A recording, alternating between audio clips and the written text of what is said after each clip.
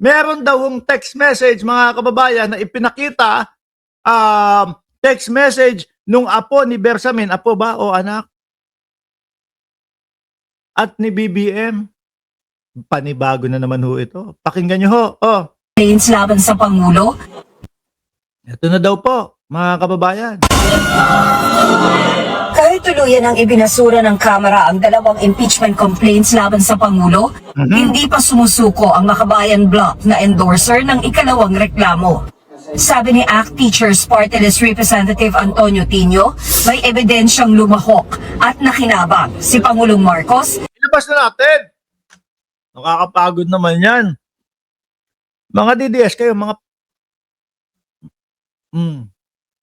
Hindi ba kayo nagsasawa sa estilo ng mga iniidolo ninyo?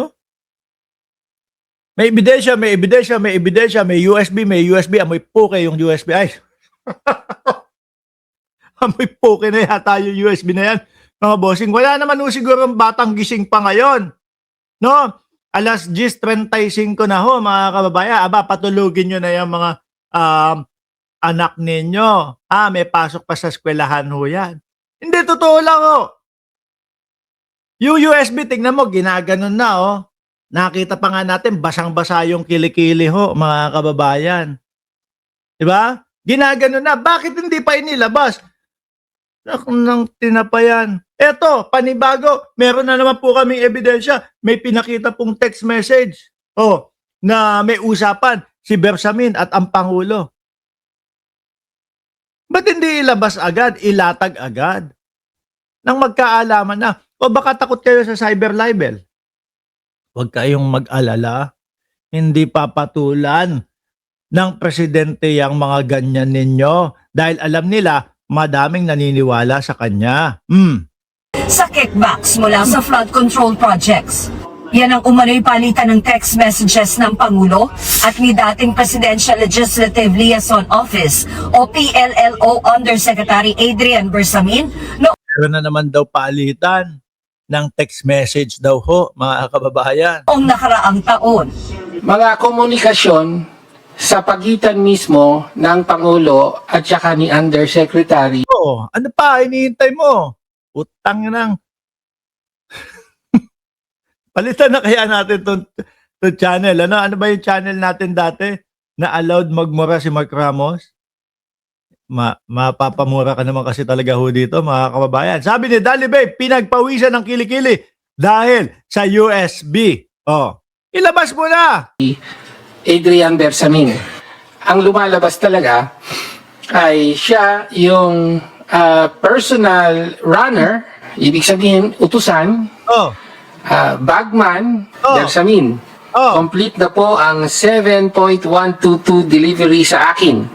Tapusin ko po computation today. That was March 24, from July 10, 2025. Ito nga yung nagpapaabot si Bersamin na... Sandali. Sino gusto niyo pumalit sa Pangulo? Si Sara Duterte? Yun ba yung trip niyo? Tingin ko ayaw niyo din kay Sara Duterte. Pero ano gusto niyo? Bakit sinisiraan nyo ang Pangulo? Meron pong cash delivery. Dadalhin natin sa 2 billion. Dadalhin sa Nara Residence. Okay? At ang sabi naman ng Pangulo, quote, sasabihan ko si June Baris. Quote. Matatanda ang si Bersamin ang itinuro noon ni dating Congressman Saldico na nagkumpirma sa kanyang may pinapa-insert Bakit parang tulog si Saldico dito? umanong 100 billion pesos si Pangulong Marcos sa budget. Si Bersamin din Yung mga sinasabi nitong mga ito, tinatahi na lang po nila. Inaaral po nila yung mga sinasabi ni Saldico daw doon. Tapos ang gagawin nila, gagawa nila ng storya, tatahian nila. Totoo, sabi ni Rosalina Nario, nakakasawa na yan. Correct. daw ang nagbigay kay Ko ng listahan ng mga pinasisingit na proyekto na mula umano sa Pangulo. Pahasa na itong itinanggi ng Malacanang noon. Ayon pa kay Tino, pwedeng ibangga ang umano'y text messages sa pahayag noon ni dating DPWH Undersecretary Roberto Bernardo. I-correlate natin ito dun sa salaysay naman ni Bernardo. Sabi ni Shiro Kansaki, seriously, saldi ko na naman, pauwiin nyo muna. Tahimik na nga si saldi ko, oh. Hindi na naman nagsasalita. No? At ang gusto ng mga DDS, si saldi ko ang maging ano nila, maging parang state witness nila or something. Na in March, meron siyang kinomplete na mga deliveries, including one delivery of Oy, Tina B! Matutulog ka na? Aga pa eh. Shout out sa'yo. around 2 billion, ganon, in an armored van. Diba? Sabi ni Tino, nakarating din kay Congressman Edgar Erice at iba pang kongresista ang palitan ng mensahe. Baka naman gawa-gawa nyo lang yan ha. Kasi kanyari, kagaya niyan. Oh. Kaming dalawa ni Sir Sunny Reyes. Kanyari, mag-uusap kami. O Sunny Reyes, ang ilagay mo dyan sa pangalan ko, no? Lagay mo Bongbong Marcos. Tapos ikaw naman, ang ilalagay ko sa pangalan mo dito sa cellphone ko, Bersamin naman. Tapos magpalitan tayo, kunyari, ng text message na nag-uusap tayo tungkol doon sa tungkol sa may mga i-deliver na pera. Siyempre, kapag ka in-screenshot, screenshot, Bongbong Marcos, screenshot, Bersamin. Yun na yung kanilang ebidensya. Mga boss, hindi tinatanggap sa mga korte o kahit sa yung mga paganyan-ganyan nyo. Dahil ang daling gawin yan. Pwedeng maging gawa-gawa lang yan. No? Ang hina nyo naman, kaya hindi nyo mapatanggal si Pangulong Bongbong Marcos eh. Ang nagpakita raw ng messages, si Batangas First Anak ng putek na yan. Eto na naman.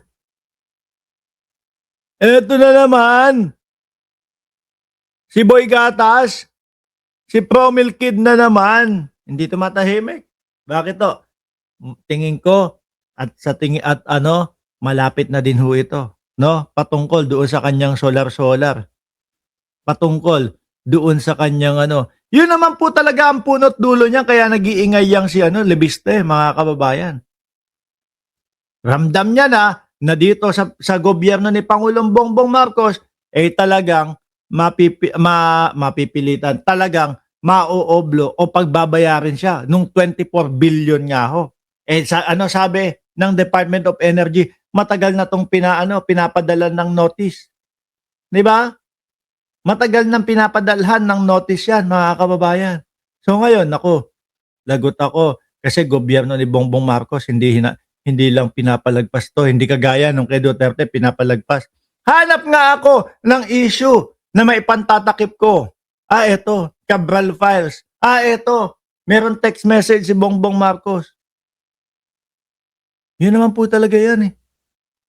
Para magmuka at merong mga kumampi sa kanya, hanap issue. Kunyari, hero ang bata. District Representative Leandro Leviste. Isa nga po si Congressman Leviste sa sources. Yes. Ipapakita rin niyo po ba sa amin yung pong text messages? Ako? Apa. Well, it's better that, for example, Congressman Leviste be the one. Bakit? Nandiyan ka, nakaharap ka, tapos biglang sasabihin mo, it's better na si Congressman Leviste ang magpakita nung text message na yun. Gago din ba kayo? Ginagago nyo ba yung mga Pilipino? Humarap ka dyan. Diba? Meron ka sinasabi na merong mga text message. Ay, dapat ikaw na magpakita. Sir, uy, Tinyo, tinatanong kita. No? Gago ka ba? Nandiyan na si Rivers. Recycle issue buong year 2026 ang lagi nating madidinig sa kanila. Huwag kayong mag-alala. Babalik pa huyang mga yan doon sa mga pulburon video. Paiikot-ikutin pa po nila yan. Tapos ngayon tuturo si Leandro Leviste. Mabuti pa kay Leviste natin makita at mapanood yun. Because he can explain the provenance. Ano yung sinabi mo dyan? Wala la. Narinig ko po yung issue. Ganito, sabihin ko na din po. Kanina sabi mo, talagang ang nagtuturo o talagang si Bongbong Marcos. May ganun ka explain. Ngayon, pag kayo ipapakita na, Ay, si Lebiste na lang po. of these records. Siya ang mas makakapagpaliwanag kung paano napasakamay sa niya Oh, ang mga records na ito. Sinubukan ng GMA Integrated si Lebiste naman, si Lebiste. News na kumpirmahin ito kay Leviste. Pero sabi lang ni Leviste sa kanyang social media Ito, ayan yung sabi, ito, tanggalin ko. Ang sabi ni Lebiste sa kanyang social media daw ho, mga kababayan, ay, sandali, ito, yung post ni Lebiste. Ayan. Ang sabi ni Lebiste doon sa kanyang social media post ay, sa mga nagtatanong, kung totoo bang may hawak akong iba pang ebidensya, kaya pinakiusapan akong mag-abroad, maaari na lamang ninyong panoorin ang mga pahayag ni na Representative Antonio Tino at Egay Erice.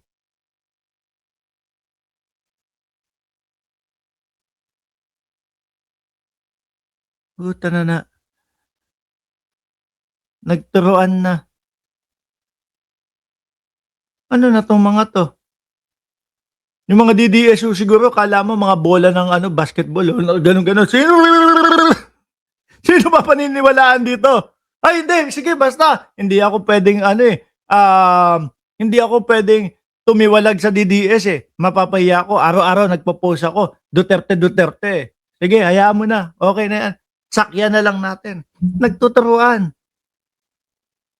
Hindi ako magbibigay ng bagong pahayag. Maaaring tingnan na lamang ito sa nakaraang post ko. Nangyari. Etong mga ginagawa nito, mga panggagago sa Pilipino. Halata na mga nag-iimbento lang ho. Kasi kung sa akin manggagaling yan, mga bossing, kung ako ang pagmumulan yan, at alam ko sa sarili ko na talagang totoo yung mga pinapakita ko. Aba, sige, eto, babalandra ko agad sa inyo.